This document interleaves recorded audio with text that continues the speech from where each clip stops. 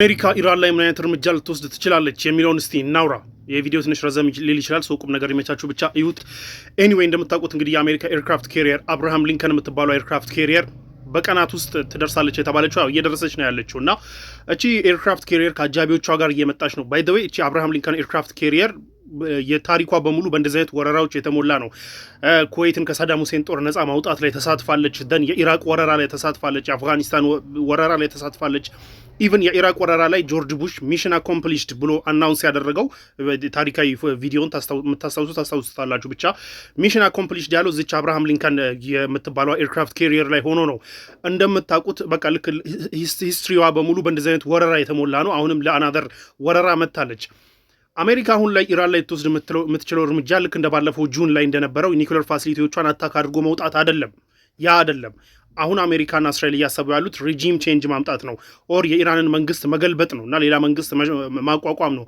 ስለዚህ ያ የሚሆን ከሆነ ረዘም ያለ ጦርነት ሊሆን የሚችለው እንጂ እንደባለፈው በአንድ ኤር ስትራይክ ምናምን ወደ ስምምነት የሚካሄድ ነገር አይደለም።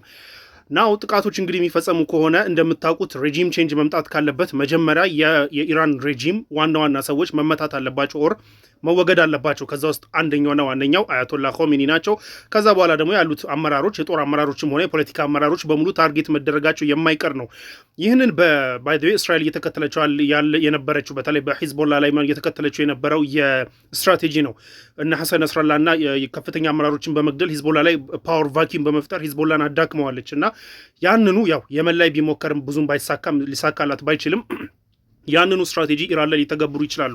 የኢራን መሪዎችን ሜጀር መሪዎችን ከአያቶላ ኾሜኒ ጀምሮ በማስወገድ የኢራን መንግስት ኮላፕስ እንዲያደርግና ሚሊተሪው ምኑም አት ዘ ሴም ታይም ኮላፕስ እንዲያደርግ ቢኮዝ ፓወር ቫኪዩም ከተፈጠረ ኮላፕስ ያደርጋሉ። በዛም ነው የሚሄደው ሁሉም እና ያ እንዲሆን ሊያደርጉ ይችላሉ። ይህ ግን ከባድ ነው የሚሆነው። አንደኛ አያቶላ ኾሜኒ አሁኑኑ በሚስጥር የተዘጋጀላቸው ሚስጥራዊ ቦታ ላይ ገብተዋል። ኦልሬዲ የሚገኙ ሰው አይደሉም። እንደምታስታውሱት አሜሪካ ኢራቅ ውስጥ ገብታ ራሱ ሰዳም ሁሴንን ለማግኘት ራሱ ምን ያህል ጊዜ እንደፈጀባት ታውቃላችሁ። ሰዳም ሁሴን ዝም ብሎ ተራ ጎጆ ቤት ውስጥ ተደብቆ ግን እንደዚህ ለእንደዚህ አይነት ሲቹዌሽኖች የተዘጋጁና በጣም ሚስጥራዊ የሆኑ በጣም ፕሮቴክትድ የሆኑ ምናምን ነገር ባንከሮች ውስጥ ገብቶ አያቶላ ኾሜኒን ማግኘት ከባድ ሊሆን ይችላል። አንድ ይሄ። ሁለተኛ ኢራን ባለፈው የጁን ጦርነት ላይ ይሄ እንደዚህ አይነት ነገር ደርሶባታል። እንደምታውቁት ሳይንቲስቶቿ እንዲሁም ሚሊታሪ ፐርሶኔሎቿ ተመተው ነበረ፣ አሳሲኔት ተደርገው ነበረ። ስለዚህ ለዛ በቂ ዝግጅት ያደርጋሉ። ኤንድ ደግሞ የመተካካት መስመራቸውን ኦልሬዲ ሶሊዲፋይ እንደሚያደርጉ ይጠበቃል። እገሌ ቢመታ እገሌ ወዲያው፣ እገሌ ቢመታ እገሌ ወዲያው የሚለውን ሳይዘጋጁበት ይቀራሉ ብዬ አላስብም። ኤኒዌይ አያቶላ ኾሜኒን ማግኘት ግን ከባድ እንደሆነው ሁሉ ይህ ጦርነት የሚጀመር ከሆነ አያቶላ ኾሜኒ ከኖርማል የፖለቲካ ሊደርነት አልፈው በዓለም ላይ ላሉ ሺአዎች በሙሉ የሃይማኖታዊ የሪሊጂየስ ሊደርነት ፊገርነታቸው የበለጠ ሊጨምር ይችላል። ያ ደግሞ የበለጠ አደገኛ ነው የሚሆነው።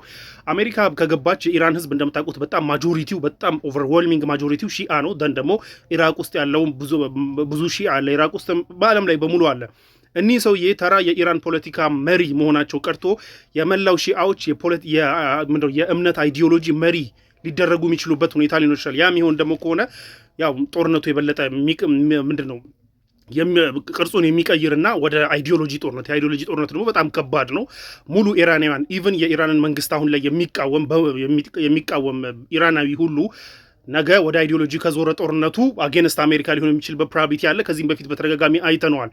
ሰዳም ሁሴን እንዲወድቅ ሲደግፉ የነበሩ ሺአዎች በኋላ ዞረው ደግሞ አጌንስት አሜሪካ የሆኑበትም አጋጣሚ ስለምናቅሶ እንዲህ አይነት ነገሮች ሊፈጠሩ ይችላሉ። አያቶላ ኾሜኒን ማግኘት ከባድ ነው ሊሆን የሚችለው።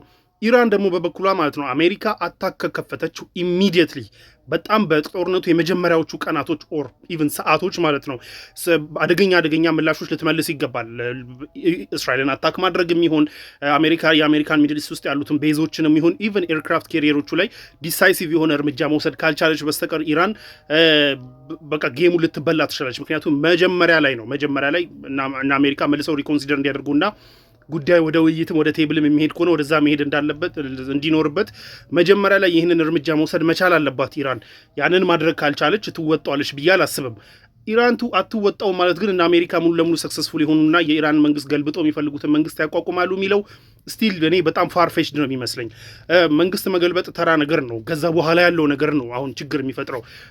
በጣም ሮግ የሆኑ ዋር ሎርዶች ሊመጡ ይችላሉ። ሮግ የሆኑ ለማንም ለያዥ ለገናዥ የሚያስቸግሩ ኢቨን እንደምታውቁት አሜሪካ ሙሉ ሰራዊት ይዛ ገብታ መንግስት አቋቁማ አፍጋኒስታን ውስጥ እንደምታስታውሱት መንግስት አቋቁማ በአትሊስት መዋቅር ያለው መንግስት አቋቁማ ያ ሁሉ ነገር አድርጋ ሰራዊቷ ራሱ እዛ ገብቶ የጦር መሳሪያዎቿ እዛ ገብተው አዲስ ያቋቋመችው መንግስት ሰራዊት አሰልጥና ምን አድርጋ ያንን ሁሉ ነገር አድርጋ ሁሉ ሊሳካላት አልቻለም። ጣሊባንን ገልብጣ መልሳ ደግሞ ለጣሊባን አስረክባን የወጣችው ሰው እንዲህ አይነት ነገሮች ሀፕል ሊያደርጉ ይችላሉ። ነገሩ ወደ አይዲዮሎጂ ጦርነትም ሊዞር ይችላል እና ዳትማች ኢዚ አይመስለኝም። የአሜሪካ ፕላን ዳትማች ኢዚ አይመስለኝም። ይህ ደግሞ የተራዘመ ጦርነት ያደርገዋል። ትራምፕ ደግሞ የማይፈልገው ነገር አንድ ነገር ምንድነው? የተራዘመ ጦርነት ነው። ለማንኛውም ነገራቶችን ገና የምናያቸው ነው የሚሆነው። ኢቭን አታክ ያደርጋሉ ወይ ነው ወይ ዝም ብሎ ለዲተረንስ ነው የመጡት የሚለው ራሱ ገና የሚታይ ነው የሚሆነው። ነገራቶች ኢንትረስቲንግ እየሆኑ ነው። ለማንኛውም የምናየው ነው የሚሆነው። ያኔ ደግሞ ሲደርስ ሀፕን የሚያደርጉትን ነገሮች እናወራበታለን ማለት ነው። ማሰላም